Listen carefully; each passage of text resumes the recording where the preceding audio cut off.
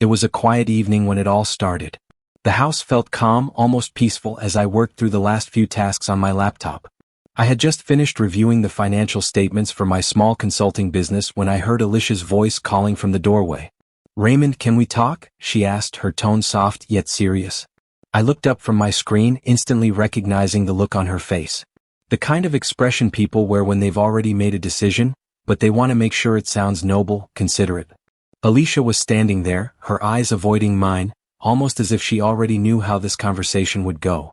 "Of course," I replied, closing my laptop and pushing it aside. "What's on your mind?" Alicia took a deep breath, her eyes shifting toward the floor for a moment before locking with mine. "I need to take one last trip with my ex. Before we get married, I mean." The words hung in the air for a moment as I processed them. "A trip?" I asked, the confusion clear in my voice. I felt my heart rate speed up, a rush of emotions I wasn't ready for. "What for?" She looked at me with an expression I couldn't quite read. "Closure," she said. "I need it for closure. I think there's still a part of me that's unresolved. Sean and I have things left unsaid, and I can't start our marriage with that hanging over me. It's just one last time, Ray. Just to talk. Nothing more." I felt a sharp pang in my chest. "Where exactly is this trip?" I asked, my voice steady but inwardly my thoughts were racing. "A small coastal town near Crescent City. It's somewhere Sean and I used to go years ago. Just a weekend, a couple of nights. I'll be back Sunday evening." Her words came too easily, like she'd rehearsed them 100 times. I paused, trying to steady my emotions. She had been distant lately, I knew that. But this felt like a whole new level of distance. I tried not to show it, to keep my voice neutral. "When are you leaving?" "Friday morning," she said, her face lighting up for a moment. "I already took time off from work." "Of course you did," I murmured under my breath, the knot in my stomach tightening. I stood up and walked over to the kitchen counter, picking up a glass of water, trying to focus on something else, anything else. "If that's what you need to do, Alicia, then do it," I said quietly. "I want you to be sure about us, not unsure." Her expression softened, and she smiled, her shoulders relaxing as though a weight had been lifted. "Thank you, Ray. I knew you'd understand. You're always so mature about things." I forced a smile, but inside, a storm was brewing. "When you get back, we'll talk more," I said, trying to keep my voice even. "Just make sure you come back ready for us, ready for what's next." She kissed me on the cheek, and for a moment I almost believed her. Almost. But something inside me wasn't so sure anymore. The next morning, Alicia left for work like nothing unusual had happened. The house was eerily quiet as I sat at the kitchen table, the calmness of the morning doing nothing to settle the turmoil inside me. My mind raced, trying to understand how I had ended up in this situation. I thought back to the small things, the late nights when she seemed distracted, the way she would sometimes smile at her phone when she thought I wasn't looking. I tried to shake it off, but I couldn't ignore the fact that she had already made up her mind. And this trip? It was just the beginning. I knew what I had to do. I made a list, not out of anger, but for clarity. First, I needed to protect myself financially. We'd set up a shared account for our wedding expenses, but most of the money in there was mine. I logged in and transferred my contributions into a private account, leaving a note in the transaction details, "Temporary balance adjustment." It seemed harmless enough, but by the time Alicia packed her bags on Friday, that account would be nearly empty. Next, I called the vendors. The reception hall, the florist, the caterer, they were all booked for the wedding. I reached out to each of them, pretending everything was fine, telling them we might have to change the date. I had them hold our contracts under a corporate event title to avoid any suspicion. My deposits were safe, and I was one step closer to the clarity I needed. The final step was legal. I picked up the phone and called Andrea Price, the attorney who had helped me when I bought the house. She picked up right away, and without hesitation I told her what I needed. "I need to know how to handle someone living in my property who's no longer welcome," I said, keeping my voice steady. "You're engaged, right?" she asked. "Not for long," I replied flatly. Andrea explained the process. Since Alicia wasn't on the deed, a formal notice would be enough to remove her from the property. She said she'd send over the paperwork within the week. By the time Alicia came home that evening, all of my preparations were in place. She talked about her day, oblivious to the fact that I had already made my decision. She was excited about the trip, thinking everything was normal. And in a way it was. It was the calm before the storm. It was only Thursday, but I could already feel the weight of everything building up. Alicia was packing her things, her excitement palpable. She was about to leave and I knew this was my last chance to get everything right. She thought she was going away for closure and she was. But it wasn't the kind of closure she expected. Tomorrow everything would change. Friday morning arrived sooner than I expected. Alicia left early just as she'd planned. I watched her walk out the door, her suitcase in hand, her smile almost too bright. She kissed me goodbye, a lingering moment that, for a second, made me doubt everything. But then the door closed behind her and the silence returned. I stood in the doorway for a moment, listening to the quiet. I hadn't realized how much noise she made when she was here, how much space she took up in the house in my mind. Now that she was gone, there was nothing left but the hollow sound of my own thoughts. I went to the kitchen and made a pot of coffee. As it brewed, I sat at the table, staring at the blank page in front of me. The plan was already in motion, but I needed to think through every detail. I couldn't afford to leave anything to chance. I pulled out my phone and sent a quick text to Khalid. Khalid Raza was someone I'd met through a colleague. He was methodical, precise, exactly the kind of person I needed for this. He had worked as a private investigator for years, and I knew I could trust him to get the job done. I outlined the details for him. Alicia and Sean were headed to Crescent City, leaving at 7 a.m. and would be there for 2 nights. I needed confirmation of their location, photos if possible, and any receipts that could prove they were together. I needed certainty. The response came almost immediately, "Got it. I'll be on it." I leaned back in my chair, letting out a long breath. I didn't want to do this. I didn't want to be this person, the one who had to track down the truth. But Alicia had forced my hand. She didn't realize it yet, but this was the end. I was done pretending. After that, I called Andrea. The legal paperwork was ready. It would take a few days to get it all finalized, but by the time Alicia returned, everything would be in motion. If she thought she was coming back to a marriage, she was wrong. She was about to face the consequences of her choices. I spent the rest of the morning double-checking everything: my bank account, the wedding vendor contracts, the timeline. Every step had to be flawless. I couldn't afford to leave anything to chance. Not when the truth was at stake. By the time the afternoon rolled around, Alicia had already settled into her weekend getaway. I knew she was busy enjoying herself, lost in the idea of closure, of reconciling with her past. Meanwhile, I was preparing for my future without her. And it felt strangely peaceful. I sat down on the couch and began reviewing the photos I had received from Khalid. The first shot was of Alicia and Sean standing on a dock by the water, the sun reflecting off the surface, their hands brushing together. The second photo was taken inside a restaurant, their faces illuminated by the soft glow of the hanging lights, a bottle of wine between them. They were laughing. It was the kind of carefree laughter that only came when you felt completely at ease with someone. The third photo was the one that sealed it. It showed them checking into a hotel, the sign behind them clearly visible, Bayview Harbor Suites. Alicia's smile wasn't forced. It was genuine. Too genuine. My pulse quickened as I scrolled through the images. This wasn't just about closure. This wasn't just about talking. This was something else entirely. The last photo was the one that made my stomach drop. Sean's left hand was visible in the frame, clearly showing a wedding band. I swallowed hard. I called Khalid immediately. "He's married," I said, trying to keep my voice steady. "Confirmed," Khalid replied. "His wife's name is Melissa Hart, and she's a local school teacher. He's not divorced." I leaned forward, the weight of the truth sinking in. I wasn't angry. I was just done. "Give me a receipt or something with both their names on it." "I need proof," I said. "Already got it," Khalid replied. The front desk clerk gave me a copy of their room folio. 2 guests, 1 king bed. I let out a breath I didn't realize I was holding. Perfect. Thank you. By the time Alicia returned on Sunday night, I would have all the evidence I needed. I was ready. But even though I'd prepared myself for this moment, I knew that when she came back, everything would change. The illusion would be shattered and there would be no going back. Later that evening, I sat in the living room, the folder of evidence resting on the coffee table. I had printed out every photo, every receipt, and placed them neatly inside. Alicia would be home soon, and when she walked in, she'd think everything was fine. She'd think she was coming back to a man who still loved her, still wanted to marry her. But she was wrong. I waited, watching the clock tick slowly toward 6 p.m. The house felt emptier now than ever before. It wasn't just the absence of Alicia, it was the knowledge that this was the end. The door opened and Alicia stepped inside. She was smiling, her face bright, and for a moment I almost forgot everything. Almost. "Hey love," she said, setting her bag down. "I feel so much better." That trip was exactly what I needed. I nodded, my heart cold. I'm glad, I said, keeping my voice steady. Let's sit for a second. She frowned, her smile faltering. Is something wrong? Not really, I replied, gesturing to the coffee table. I just have something for you. She sat across from me, her eyes still hopeful, her nerves starting to show. She opened the folder and flipped through the photos. The first one was the dock shot. Her fingers stopped moving. The second photo, of them laughing, made her face drain of color.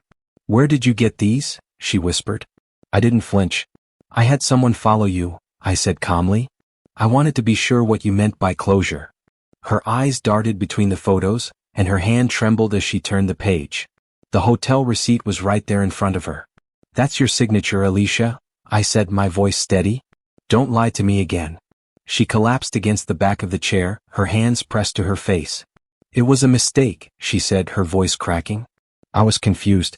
I just needed to be sure about us. I'm sure, I replied flatly. I've never been more sure of anything. I slid the envelope across the table, her name written on the front in bold letters. This is from my attorney. You have 30 days to move out. Your things are already packed in the guest room. She froze, the color draining from her face. She opened her mouth to speak, but no words came out. She stood up, tears streaming down her cheeks. You can't do this, she whispered. I stood, walking to the door and opening it wide. Alicia, I said softly, you made your choice. I'm just giving you the closure you asked for. For a moment she didn't move. Then slowly she picked up her bag and walked out of the house. The door closed behind her and I stood there, the weight of the moment settling over me. The silence that followed was absolute. And for the first time in a long time I felt a sense of calm. The next few days were a blur of phone calls, texts, and messages I couldn't bring myself to answer. I'd expected Alicia to fight back, but I hadn't anticipated the relentless waves of guilt-tripping and pleading. I could hear her voice on the voicemail, broken and desperate. Raymond, please pick up. I made a mistake. We can fix this. We can still have the life we talked about. I'm sorry. I need you. Her words echoed in my mind, each one tugging at something deep inside me, but I held firm. I wasn't angry. I was just done. By the time Monday rolled around, things had already spiraled further than I expected. Alicia's mother, Eleanor, called me next, her voice smooth but laced with sharpness. Raymond, please. She's devastated. You've made your point. Ending the engagement publicly will destroy her. Don't do this. Don't make things worse. I leaned back in my chair, trying to keep my voice calm. Eleanor, she did that herself. I'm just stepping aside. There's nothing left for me to do. Her sigh was long and heavy. You're being cruel, Raymond. This isn't the way. Please don't do this to her. I could hear the tension in her voice, but there was nothing left to say. I had made my decision. I'm not being cruel. I'm being clear, I replied before hanging up without another word. An hour later my phone buzzed again. This time it was her father, Victor. His tone was harsh, his words sharp. If you embarrass my daughter, Raymond, I'll make sure you regret it. I almost laughed but kept my voice even. Then I guess we'll both have busy weekends, I said, knowing full well he had no idea what was coming. I hung up before he could respond. The days that followed were quiet, yet tense. Alicia's messages slowed to a trickle, and I started to notice her absence in the strangest ways. The house felt emptier now, even though I'd spent countless nights alone in it before. It wasn't the emptiness of space, it was the void of everything we had built together, everything I thought we had. I spent my time focused on work, trying to drown out the memories, the echo of her voice, her touch. But every once in a while, I'd find myself lost in thought, wondering how things could have turned out differently. But then I'd remember the photos, the receipts, the proof. The night before the engagement dinner, I had everything in place. I knew exactly what I was going to do. Alicia thought she was coming back to a celebration, a return to what we had before. But I was done pretending. I was done with the lies. The engagement dinner was supposed to be a fresh start. A celebration. At least that's what Alicia thought. But for me, it was the final chapter in a book I had never wanted to read.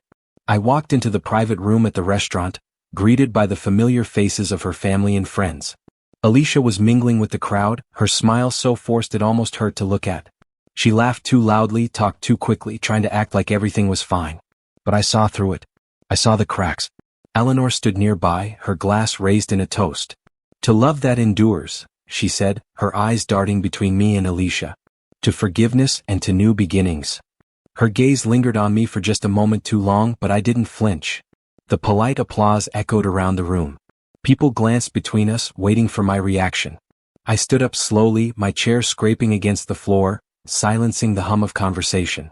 I could feel all eyes on me now. I didn't need to say much. I just needed to say enough. "Thank you, Eleanor," I said, my voice carrying just enough to quiet the room. "And thank you all for coming." Alicia looked at me, a flicker of hope in her eyes. She thought this was going to be one of those rare, intimate moments where everything was fixed. But she was wrong. I set my glass down, taking a moment to steady my breath. The room waited. I could feel Alicia's gaze, her anticipation building. "I need to say a few words," I began, feeling the weight of the room on my shoulders. Alicia once told me that she needed a trip with her ex before marrying me to gain closure. She promised it was innocent. Alicia's eyes widened, her lips trembling. The room was silent, hanging on my every word. "But it wasn't innocent," I continued, my voice steady, cutting through the tension in the room. "It wasn't just a trip. It wasn't just talking. It was something else entirely." Alicia's face turned pale. Her hands shook as she clutched her drink, trying to steady herself. I pulled an envelope from my jacket, the contents neatly arranged. "Inside this envelope are photos and receipts. I'm not going to share them publicly. But Alicia, your parents and I know exactly what's inside. And that's enough." The room went still. No one moved. Alicia's face drained of color, and she stared at me, pleading with her eyes. "Please, Raymond," she whispered, her voice breaking. "Stop. Please." But I wasn't angry anymore.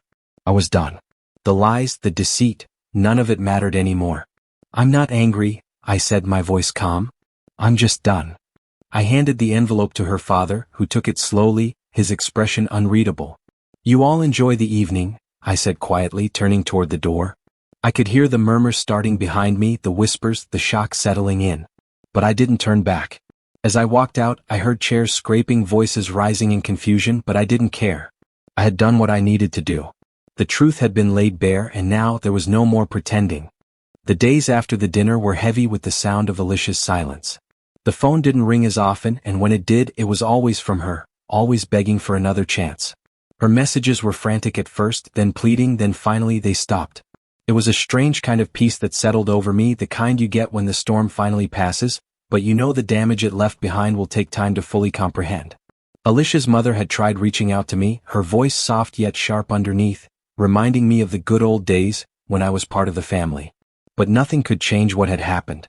I tried to move on, but the remnants of Alicia's presence lingered in every corner of the house. Her perfume still hung in the air of the living room, where we'd spent hours talking, laughing, planning. But now, all I could hear was the echo of her voice in my mind, replaying the lies, the moments I had overlooked. By the time Wednesday came around, the fallout had already begun. Alicia stopped calling me, but her friends didn't.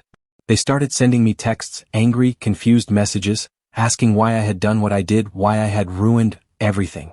Stephanie Miller, one of Alicia's closest friends, had been particularly vocal, reaching out multiple times. "She's a mess, Raymond," she texted.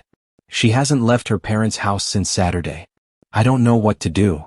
I didn't respond. I couldn't. Every message was a reminder of the life I used to know, the life I had been ready to build with Alicia. But now it was all just a lie. Then Thursday evening I got a message from an unexpected source, Daniel, Alicia's ex. His message was short but direct. "I'm sorry, Raymond. This was never what I wanted. I didn't know she was planning this." I sat there for a moment, staring at the text.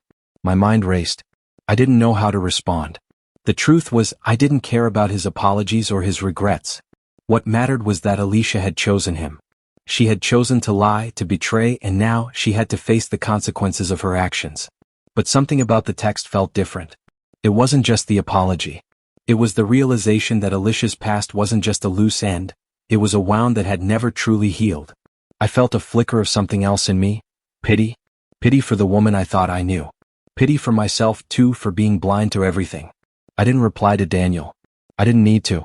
He was just another part of the broken puzzle that was Alicia's life. And as I thought about it, I realized that I had already seen enough. I had seen the truth in those photos, in the receipts, in her eyes when she had tried to pretend everything was fine. The next week, Alicia's presence in my life became a mere memory. I heard rumors from mutual acquaintances, whispers of her walking around town, looking disheveled, trying to avoid the glances of people who once called her friend. Stephanie told me she had quit her job, something about the rumors at work becoming unbearable. It seemed as though the world she had built around her had crumbled. And then, one evening months later, I saw her. I had gone to the grocery store trying to keep a low profile. I didn't want to be seen, didn't want to confront the ghosts of my past. But when I turned down an aisle, there she was. Alicia was standing near the produce section, looking older, thinner than I remembered. She had a basket in her hand, filled with a few items, but her expression was empty, lost. Her eyes met mine, and for a moment, there was that familiar flicker. The woman I once knew, the woman I thought I would spend my life with. She tried to smile. It was weak, almost forced. But the moment passed quickly and she didn't try to speak. I didn't either. I nodded slightly, acknowledging her existence, but that was it. There was nothing left between us but the silence. She lowered her head and walked away, disappearing into the next aisle. And that was it. I never saw her again. As for me, I moved on. Slowly but surely. There was no need for closure anymore. Alicia had already given me all the closure I needed. The truth. The lies she had woven around our relationship had fallen apart, leaving only the raw reality of who she really was. I didn't need her apology, her explanations. I didn't need anything from her anymore. And in the end, that was all I wanted. The house felt calmer now. The void Alicia left behind had been filled with the certainty that I had made the right choice, the only choice I could have made. And so, I took a deep breath, closed my eyes for a moment, and stepped forward into the future, one that didn't involve her. The door to my past had closed and I was finally free. The days after Alicia were quieter, emptier in a way that felt both unsettling and liberating. The house, once filled with plans, laughter, and the promise of a future that now seemed like a distant dream, was now just a place where I could breathe, think, and begin again. I didn't know what my future held, but I knew that whatever it was, it would be different. The idea of starting over didn't feel daunting anymore. It felt necessary. I had spent too much time living in the shadows of someone else's choices, too much time ignoring the voice inside me that had quietly whispered that this wasn't the life I was meant for. I threw myself into my work. My consulting business, which had always been a side project, started to grow more than I expected. I found myself focused, driven in a way I hadn't been before. The clarity of having nothing tying me down, no promises, no lingering doubts, gave me the space I needed to thrive. I traveled more, attended new events, met new people. Slowly but surely, I started building a new life for myself. I began to fill the empty spaces in my days with things that mattered, things that I had neglected while I was caught up in the illusion of a life with Alicia. The once bright future I had imagined for us began to fade into the past, replaced by a future of my own making. One night, about 6 months after Alicia had left, I found myself sitting at a small bar in downtown Seattle, sipping a whiskey, reflecting on how much had changed. The city lights twinkled outside the window, and I was struck by how different everything felt. The world seemed to have opened up, as if all the doors I had once closed had been unlocked, and now, it was up to me to choose which ones to walk through. My phone buzzed on the table and I glanced down, expecting another work-related message. But instead it was a text from an unknown number. It was a message from Stephanie Miller, Alicia's friend. "Raymond, I don't know if you're still angry, but I think you should know. Alicia's been struggling. She's not the same person she was. I'm worried about her. She's asking for you, but I don't know if it's because she misses you, or if she just needs someone to listen. I know things ended badly, but I thought you should know." I read the message a few times, the weight of it sinking in. Alicia was struggling? Part of me felt a fleeting pang of guilt, a small voice that wondered if maybe I could have done more to help her, to fix things before they got to this point. But another part of me, the part that had moved on and built a life without her, felt nothing but a quiet sense of finality. I put my phone down and took another sip of whiskey, letting the burn settle in my chest. Alicia had made her choice, and now, months later, she was asking for something I couldn't give her. I wasn't the man she needed anymore, and I had no intention of becoming that man again. I didn't respond to Stephanie. It wasn't out of spite, but out of respect for myself. I had learned my lesson, and the person I was now was far stronger, far more independent than the one Alicia had left behind. The next morning, I woke up with a sense of clarity I hadn't felt in a long time. The weight of Alicia, of her decisions, of our broken past, had finally lifted. I was no longer trapped in the what-ifs and the could-have-beens. I wasn't living in the past anymore, I was living in the present, in the now. The phone rang again a few days later, and this time it was a call I had been waiting for. The investment firm I had been talking to about expanding my consulting business was ready to sign the contract. It was a major step forward, one that I had worked tirelessly for, and it felt like the universe was finally aligning in my favor. I signed the deal later that afternoon, feeling a rush of pride. It wasn't just the business deal that excited me, it was the realization that I had created something on my own. No one had handed this to me. I had earned it. I had taken my life back. Over the next few months, I continued to build on the foundation I had started. My business expanded, I traveled to new places, and I met new people who weren't a part of my past with Alicia. There were no more reminders of her, no more haunting thoughts of what could have been. There was only forward motion, only new opportunities. And then one day I ran into someone unexpected. I was walking down the street, my mind occupied with the plans I had for the day, when I turned the corner and nearly collided with a woman coming out of a cafe. I caught her before she could stumble, steadying her with one hand. "Sorry about that," I said, my voice warm. She looked up at me and I froze. Her eyes were kind, but there was something familiar about her face. Something reassuring. She smiled softly and I realized she wasn't just any stranger. It was Emily, a woman I had met a few months ago at a business conference. We had exchanged a few friendly emails, but I hadn't seen her since. "Raymond?" she asked, her smile widening. "It's been a while." I grinned back, feeling an unexpected warmth. "It really has." We stood there for a moment, just talking like no time had passed. And for the first time in a long time, I realized something. I wasn't living in the shadows of my past anymore. I wasn't carrying the weight of Alicia's choices on my shoulders.